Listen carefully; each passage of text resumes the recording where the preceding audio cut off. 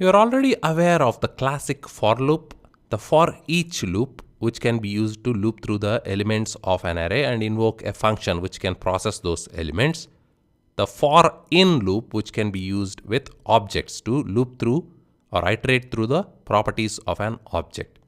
ES6 brings us a for of loop, which will overcome the limitations of these loops here, the for each and for in. Within these two loops, we cannot use continue, break, return statements, etc. But with for of, you can do all that, and it's super simple way of looping through array elements.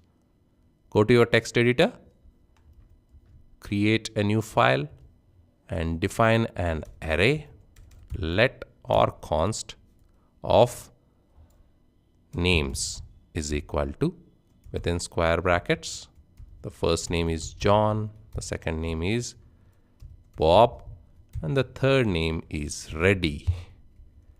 Now to loop through this using the for in loop, for let value of names.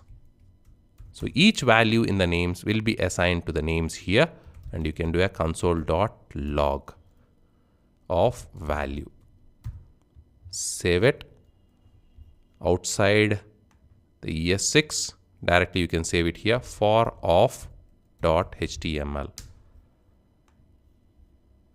Go back to ES6, open up the for of.html, go to the console, and the output is all the three names. But the syntax here is for of.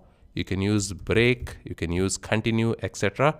And you can even return from within the for of loop. So use the for of loop whenever you are looping through arrays or iterating through arrays. This is the best way of doing it.